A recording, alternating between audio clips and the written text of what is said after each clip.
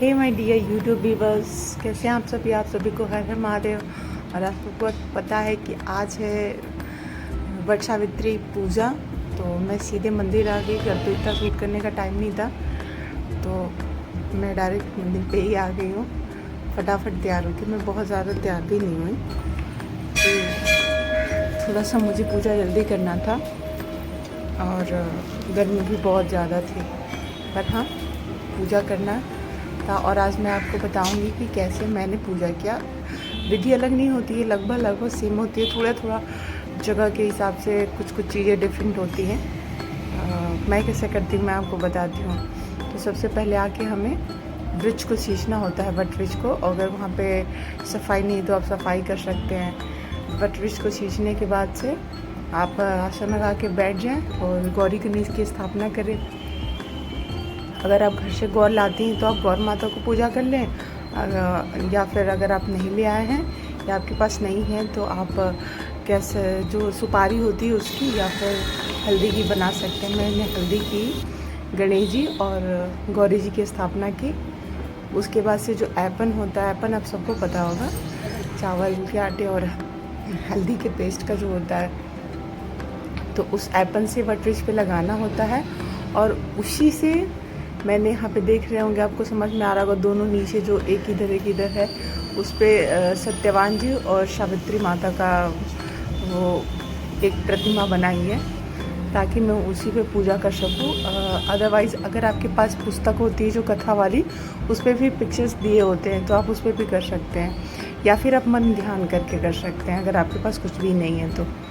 उसके बाद से मैंने गौरी गणेश की पूजा की, सिंदूर रोली कुमकुम आदि से। उसके बाद जहाँ भी ऐपन लगाया था वहाँ पे फिर मैंने सिंदूर का टीका किया। और इसके बाद से चढ़ाने होते हैं कच्चे प्रसाद, जैसे जो हम बना के लाते हैं, उसमें पूरियाँ होती हैं और मीठे गुलगुले होते हैं, जो 12 की संख्या में चढ़ानी होती है। 12 पूड़ियाँ और 12 गुलगुले।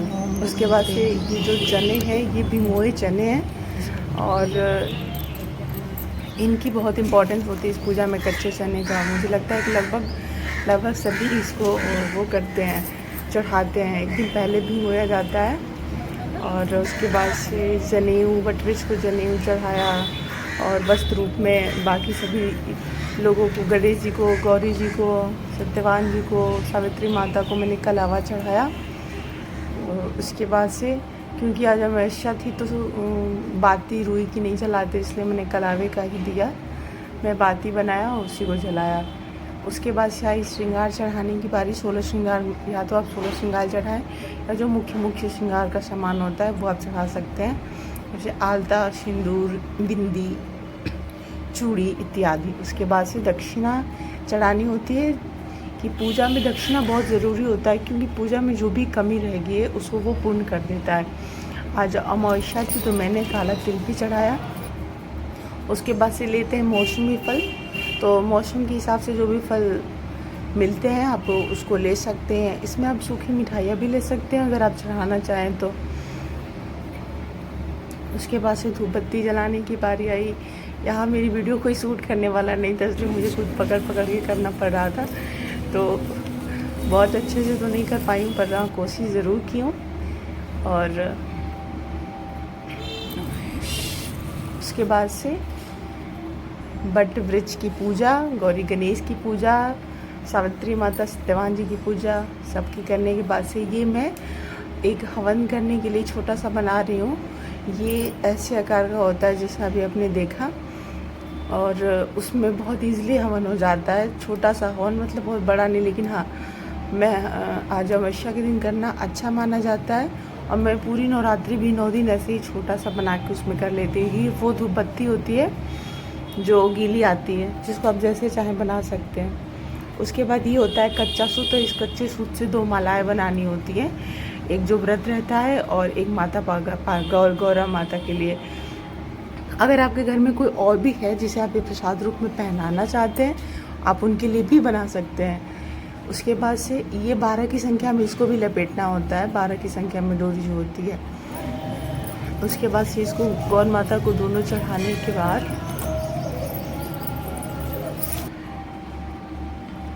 मैं ये आँचल में खोइचा लेना होता है, कहते खुला आँचल नहीं रहना चाहिए। देखिए जो मैं हवन करने के लिए बनाई उसको बुझा रही हूँ, कटोरी की तरह ऊपर से थोड़ा गहरा किया हुआ है, उसी में बस जब मैं भी कर लूँगी पूजा उसके बाद करूँगी। अब तब तक मैंने उसको ऐसे जलने के लिए छोड़ दिया है। तो खोइचा में जो प्रसाद होता है वो आप लेना होता है, फल भी लेना होता है। मेरे पास तरबूज काफ़ी बड़े थे इसलिए मैं तरबूज ना लेके और बाकी के प्रसाद ले ली थी। उसके बाद से कच्चे चने लेने होते हैं ताकि संख्या हम भूलें ना, उसको एक एक गिराना होता है। और वैसे तो मैंने 12 की संख्या में लिया। और ये जो कच्चा सूत होता है इसी से फेरे लेने होते हैं, इसको वट वृक्ष में लपेट के और फिर फेरे गोल गोल घुमा के लेने होते हैं। इस बार तो बहुत खाली है, बाकी ये समय बहुत भीड़ हुआ करती थी इसीलिए मैं वो अपना ट्राइपॉड नहीं ला पाई, वरना और अच्छे से वीडियो बनती। कभी किसी को बोलना पड़ रहा था, छोटे छोटे बच्चे थे, बड़े लोग भी वहाँ पे इस पर नहीं दिखे ताकि मैं किसी को दे पाऊँ। पर हाँ जितना भी हो पाया मैंने किया है शूट। और उसके बाद से फेरे पूर्ण होने के बाद इसी डोरी को फेरे लेते समय बस चुप नहीं रहे। अब गौरी माता से, ब्रह्मा विष्णु महेश से, सबसे सावित्री माता से आशीर्वाद मांगते रहे कि जिस प्रकार उन्होंने अपने पति के प्राणों की रक्षा की, ये माँ उसी प्रकार हम भी अपनी पूरी उम्र ऐसे अपने पति परमेश्वर की उम्र की रक्षा करें, उनके हमेशा साथ दें, हमेशा साथ रहें। उसके बाद से इसमें कथा, यहाँ कथा सुनने के बाद से आरती करनी होती है।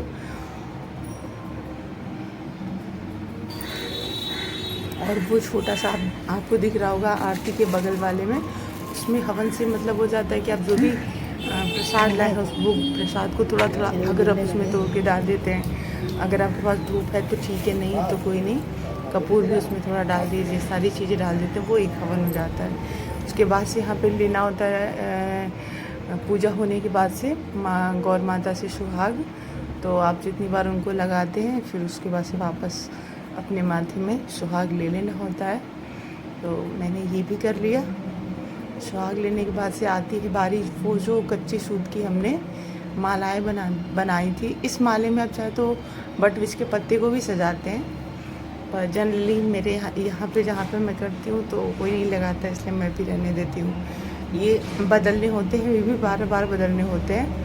एक बार आप अपना पार्वती माता गौरा माता को देते हैं, फिर आप लेते हैं, फिर आप उनको देते हैं, फिर लेते हैं। और जब 11 बार ऐसे हो जाता है तो 12वीं बार फिर आप इसको पहन लेते हैं जो आप अपने लिए बनाए होते हैं। इसको आप 5 दिन 7 दिन साल भर जितनी इसकी इच्छा होती है उतने दिन इसको पहने रहता है।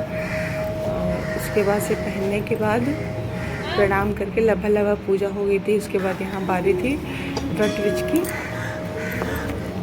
सेवा की। तो यहाँ पे उन्हें हवा करना था बांस के पंखे से।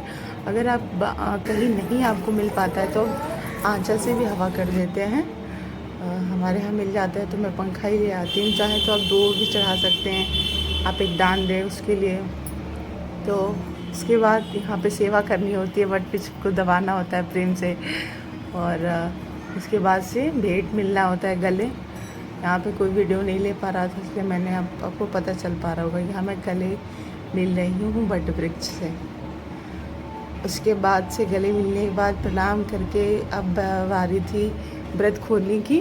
तो यहाँ पे व्रत ऐसे खोलते हैं, 11 चने और एक वो जो हरे रंग का आपको दिख रहा होगा वो वट वृक्ष का ही एक वो फल होता है जिसके कपोलों पे एकदम ऊपर की तरफ लगा होता है। इसको पानी से निगलना होता है बिना दांत में टच हुए, मतलब पूछना उछना नहीं होता है।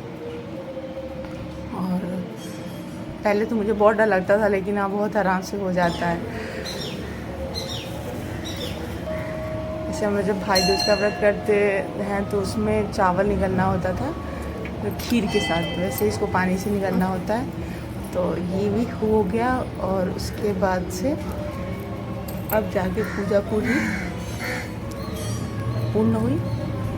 और उसके बाद से जो भी श्रृंगार का सामान मैंने चढ़ाया था उस श्रृंगार के सामान को या तो आप चाहें तो पूरा का पूरा दान दे दें, चाहे थोड़ा सा उसमें ऐसे आशीर्वाद आप अपने लिए भी ले लें, चाहे तो आप 2 जगह चढ़ा के आप एक पूरा दान दे दें और एक अपने लिए रख लें।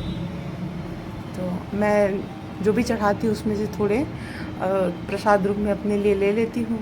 चाहें तो फिर अगर दान देना होता है मैं सारा दान दे दूँ।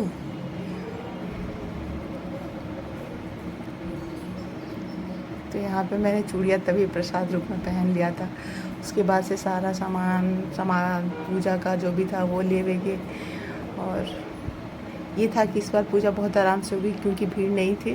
और फिर मैं चल ली अपने घर की तरफ। और क्योंकि मेरे पति बहुत जल्दी चले गए थे, उनको मीटिंग लेनी थी और वो डायरेक्ट वहाँ से फिर यही मंदिर में लेने ही मुझे आए थे घर छोड़ने के लिए। और घर जाने के बाद से फिर नहीं, उनको तुरंत निकलना था, तो इसलिए मैंने पूजा यही मंदिर में ही कर ली क्योंकि घर रुकने का टाइम नहीं था, फिर वहाँ पे रुकना होता, फिर देरी होती।